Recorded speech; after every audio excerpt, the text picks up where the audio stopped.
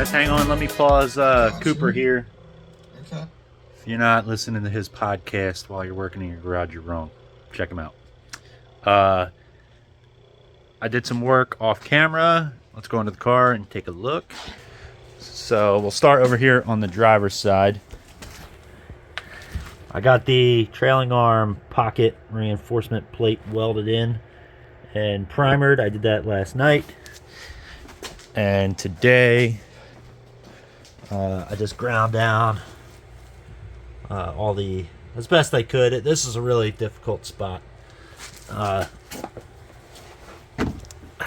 hit my head on this thing. What are you doing? Yeah, so this is a really difficult spot to get like up in here.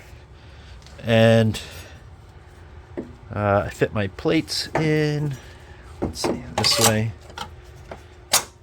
So that fits there. I did trim a little bit off here and here just because I am welding it with the fuel tank in. So that gives me just enough room to get the torch in here and burn that in. So I wrapped the edge of the fuel tank in a couple layers of aluminum foil. I did that on the other side. I did have some fire here on the other side. I was able to blow it out. So I'm just going to do that, and yeah, I'm just going to burn this in.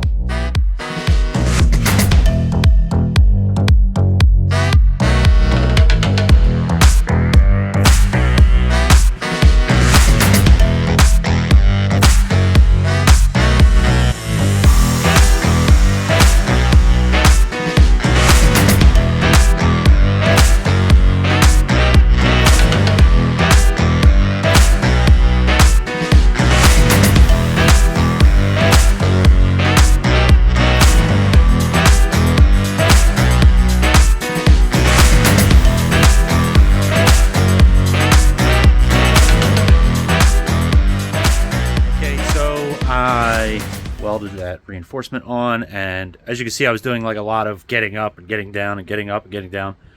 The freaking circuit breaker kept popping on me, and I couldn't figure out why, because I turned my heater off, this guy. If I run that heater and the welder at the same time, it blows the circuit breaker, and it kept popping on me, and I couldn't figure out why.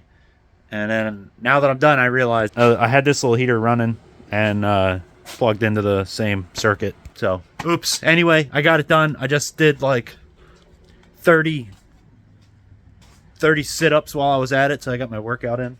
But let's take a look. It's not pretty, but I didn't burn the car down. So I'll grind these guys down flat so that when it, that cup sits up in there. But yeah, this one was really close. And you can see why I trimmed the bracket down. It went all the way to the edge before, and then it went like all the way back into this pocket, so I cut that off in there so that I could at least weld it without completely melting the tank. The couple layers of aluminum foil for sure helped. I had some fire in this area and some fire up in this area, but all in all, it's in there and it's pretty good. Guys, again, working off camera, bringing you in for a little update. Let's get under the car and take a look at what I've been working on.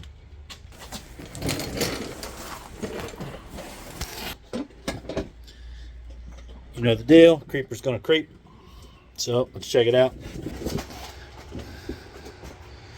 Alright, so I got the subframe mounted. I got the upper control arms mounted. I have the trailing arms mounted. Everything's just kind of loosely placed in here. I'm not going to bother with the springs yet because they fall out without the shock hooked up, and I'm not going to hook the shock up yet because then it's just like a bunch of pressure on it for no reason. Can't put the diff in yet because I'm waiting for my lower control arms to show up in the mail. I got adjustable ones so I can dial in the camber.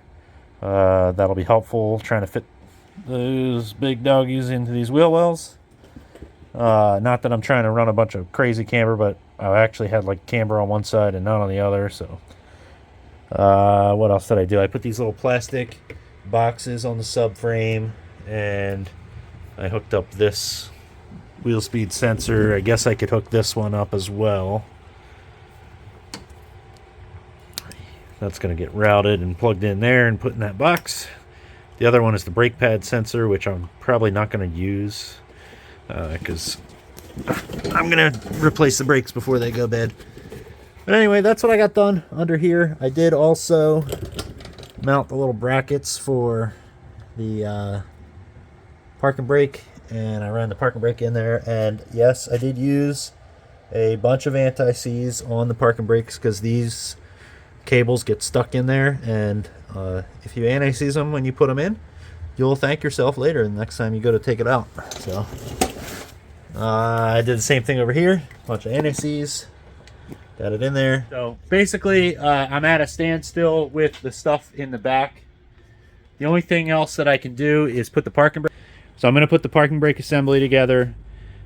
These things are a real pain, and I'm not going to film it because I'm probably going to be cursing and using my phone to look up Google images of what this all should look like when it's attached. Basically, should go something like this, and then, you know, your like adjuster goes in here. These things are really confusing to me. And then this part has the piece that the cable attaches to, and then there's like springs, and yeah, it's just a real pain. So I'm just gonna do it, and it's done.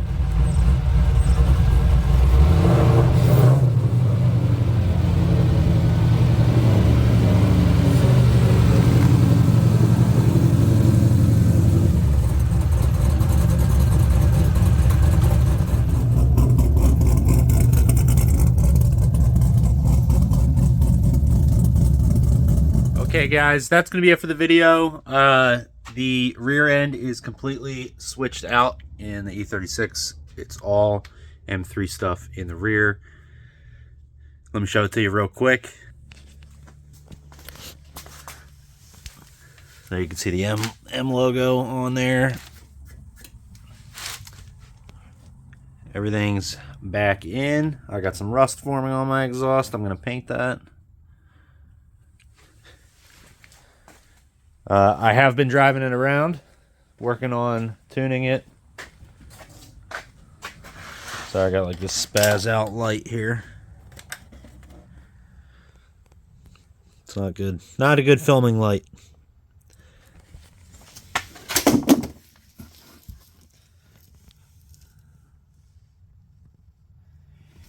I had some questions about the rear diffuser. It's actually, the car's up in the air right now because I was putting the diffuser back on. I got this diffuser from, I think it's like Diffusers and More. It's their V2. It's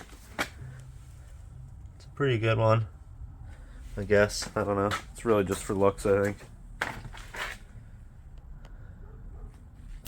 So yeah, like I said, I have been driving it and it's doing pretty good. I've been struggling with tuning the idle and getting all that squared away. So I have a video coming up soon on starting the tune process and all that. So thanks for watching. Catch y'all next time.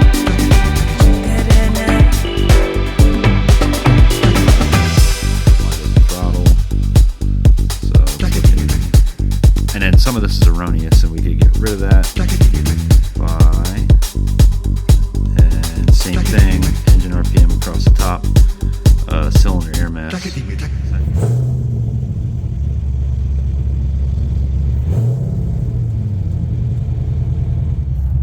This is how I tune my car, tune my car, tune my car.